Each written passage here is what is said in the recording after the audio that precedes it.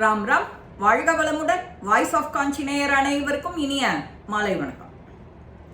நம்பிக்கையான பக்தி எப்படி இருக்கணும், அதுக்கு ஒரு ரொம்ப அழகான கதை. இன்னைக்கு முதல்ல எல்லாருக்கும் பிரதோஷம்.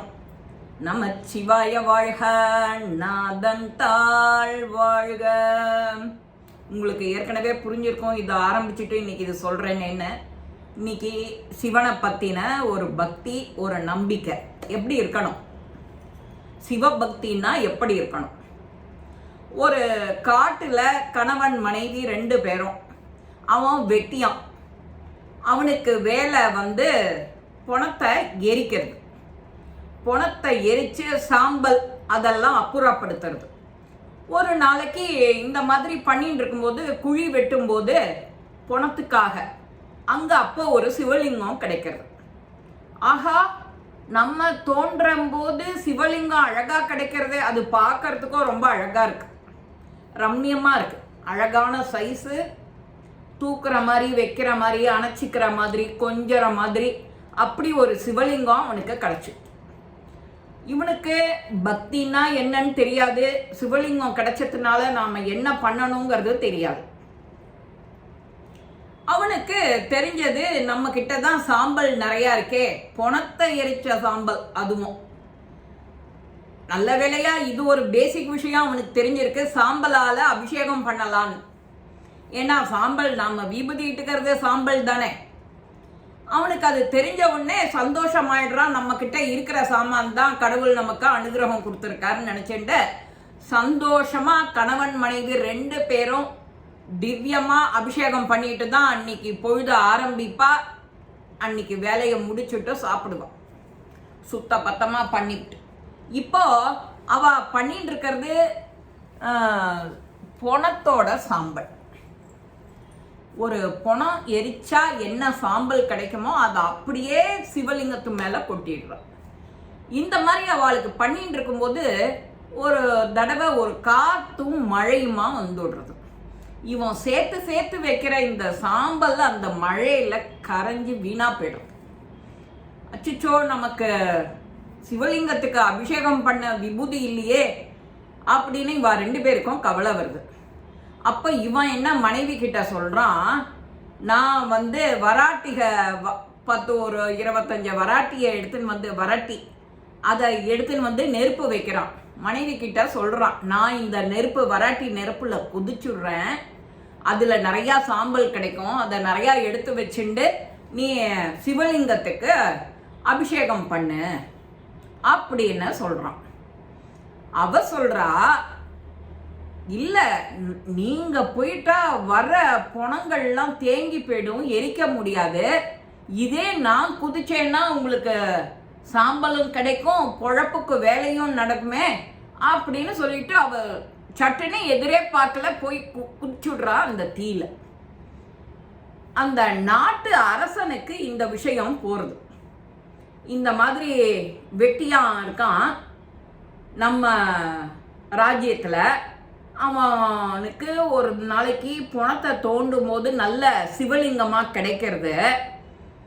ஆனா அவன் எடுத்துன்னு அந்த ஊர் பண்டிதர் கோவில் யாருக்கிட்டயோ அதை கொடுத்து கேட்டிருக்கான், நீங்க வச்சுக்கிறீங்களா, அபிஷேகம் பண்றீங்களான்னு. அவ யாரும் மாட்டேன்னு விட்டா, அதை வச்சுக்க முடியல அவளுக்கு. இவன் என்ன பண்றான், உடனே சரின்னு சந்தோஷமா அதை எடுத்துன்னு அவெல்லாம் நினைச்சுட்டா, வெட்டியாங்கிட்டேருந்து நாம எப்படி வாங்குறது, அவன் பொணத்தை தோண்டும் போது வேற கிடைச்சிருக்கேங்கிற ஒரு நினைப்பெல்லாம் வருது. அதை நம்ம எடுத்துக்க கூடாது, மடி தப்பு, ஆச்சார குறைவுன்னு. இவன் மட்டும் என்ன பண்றான், அவ எடுத்துக்காட்டி போறான்னு சொல்லிட்டு திரும்ப எடுத்துன்னு வந்துடுறான் அந்த சிவலிங்கத்தை. சிவலிங்கத்தை எடுத்துன்னு வந்துட்டு அந்த சிவலிங்கத்துக்கு அபிஷேகம் பண்ணிட்டே இருக்கான். அவன் சந்தோஷமா அவனோட பொழுது கழியறது. அவனுக்கு வேணுங்கிறது அன்னைக்கு பொழுதுக்கு என்ன வேணுமோ அது கிடைச்சுடுறது. இப்போ அந்த தீயில எரிஞ்சதை இவ மனைவி போய் சடார்னு விழுந்துடுறா, பஸ்பமா போயிடுறா. நிமிஷமா ஒரு 1/2 மணியில அவன் இந்த சாம்பலெல்லாம் எடுத்துன்னு அபிஷேகம் பண்றான். உடனே சிவலிங்கம் நேர்ல தோண்டி அவளுக்கு அனுகிரகம் கொடுக்கிறார். எனக்கு அபிஷேகம் பண்றதுக்கு சாம்பல் இல்லைன்னுட்டு தன்னோட உயிரை மாச்சிக்கிறதுக்காக உன்னோட பத்தினி அதுல விழுந்துட்டா உங்களுடைய பக்தி தான் நான் எப்படி மெச்சறது அந்த பக்திய அப்படின்னு சொல்லி அந்த மனைவிக்கு உயிர் கொடுத்து எழுப்பி உக்காத்தி வச்சு இந்த மாதிரி தான் இருக்கணும் பக்தின்னா அடுத்தது என்னன்னு செய்யறதுக்கு முன்னாடியே தன்னால என்ன முடியும்னு நினைச்சிட்டு யார் பண்றாளோ அந்த பக்தி தான் ரொம்ப மேன்மையான பக்தி. எனக்கு தெரியும் சாம்பல் பிடிச்சதுன்னு. உங்களுக்கு வேற எந்தவித அறிவும் இல்லாட்டியும் இந்த ஒரு விஷயத்துல நீங்க 2 பேரும் ஒத்து போயிருக்கேள் அப்படின்னு சொல்லிட்டு அவளுக்கு அனுகிரகம் கொடுக்கறாளாம். கனவுல நேர்லயே ஆசீர்வாதம் பண்ணியிருக்கா. இந்த விஷயமும் காற்று தீ மாதிரி அந்த ராஜ்யம் முழுக்க பரவுறது, அரசனுக்கும் காதுல விழுறது. நான் தினமும் வெள்ளியால தங்கத்தால ஆன சிவலிங்கத்துக்கு தேனாலையும் பாலாலையும் அபிஷேகம் பண்ணிட்டு இருக்கேன். எனக்கு ஒரு அனுகிரகம் வரல, ஒரு கனவு வரல. சாதாரண வேலை வெட்டியாம் பார்க்குறான்.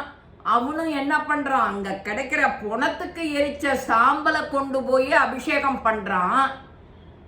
அப்பேற்பட்ட அந்த அபிஷேகத்துக்கு காட்சி கொடுத்திருக்கார் சிவபெருமான். அப்படின்னா அது என்ன மாதிரி அனுகிரகம் அவங்கிட்டேருந்து நாம கத்துக்கணும். சாம்பல் இல்லாத போயிடுத்து அப்படின்ன உடனே தன்னோட உயிரை மாய்ச்சிண்டு சாம்பல் கிடைக்கிறத அதை அபிஷேகம் பண்ணுன்னு சொல்றான்னா அவளுக்கு எப்பேற்பட்ட பக்தி இருந்திருக்கணும். இன்னசென்ட் பக்தி, எதுவுமே அறிவில்லாத பக்தின்னு சொல்றோம். அறிவில்லாத அந்த பாமர ஜனங்கள் அப்படி சொல்லணும். தனக்கு அடுத்தது என்ன, தனக்கு அடுத்த வேலைக்கு சாப்பாடு வேணும்னு சேர்த்துக்கல, நல்ல கட்டிக்க துணி இருக்கான்னு கேட்கல, ஏசி ரூமு கேட்கல, எங்க வேலை செய்யறாளோ அங்கேயே ஒரு குடிசை போட்டு தங்குவா. தன்னுடைய குழந்தைகள் இருக்கா, என்ன இருக்கு, அவளுக்கு என்ன கொடுப்பா. உடனே இவ தன்னோட குழந்தைகளை கூட நினைக்கல. கணவனுக்கு இப்படி ஒரு இக்கட்டான சூழ்நிலை வந்துடுத்தே, சாம்பல் அபிஷேகத்துக்கு இல்லையேன்னு சொல்லிவிட்டு தான் போய் விழுந்துடுறாரே, அவ எப்பேற்பட்ட பத்தினியா இருக்கணும் அப்படின்னு சொல்லிட்டு நமக்கான இது பாடம்.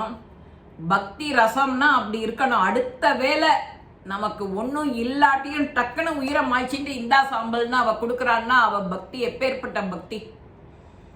நாமளும் நமச்சிவாய வாழ்கன்னு சொல்லி சொல்லி சொல்லி பதிகங்கள் சொல்றோம்.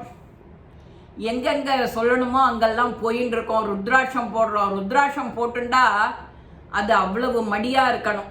பொய் சொல்லக்கூடாது. யார்கிட்டையும் பேதம் இல்லாம இருக்கணும். எல்லாரையும் ஒன்னா பார்க்குற பாவனை வரணும். நீ பெரியவன், நான் தாழ்ந்தவன், அந்த பாகுபாடு இல்லாத இருக்கணும். அப்படி இருக்கணும். அந்த ருத்ராட்சம் அணியறதுன்னா ஏதோ மேம்போக்கா எல்லாரும் நானும் அணிஞ்சுக்கிறேன்னு அணியக்கூடாது. இதை நம்மளை செம்மப்படுத்துறதுக்கான ஒரு வஸ்து. எல்லாரும் இதை ருத்ராட்சம் போட்டுண்டேல் தான் அவ மனசு ஆட்டோமேட்டிக்காக பண்படும். இந்த பதிவு உங்கள் எல்லாருக்குமே பிடிச்சிருக்கும். லைக் பண்ணுங்க, ஷேர் பண்ணுங்க, பெல் பட்டனை கிளிக் பண்ணுங்க, சப்ஸ்கிரைப் பண்ணுங்க, கமெண்ட்ஸ் பாக்ஸில் கமெண்ட்ஸ் போடுங்க. ஸ்ரீ மகாபெரிவா திருவடிகளே சரணம். நல்லதே நடக்கும். ஆனந்தமாக இருப்போம் நண்பர்களே. வாழ்க வளமுடன்.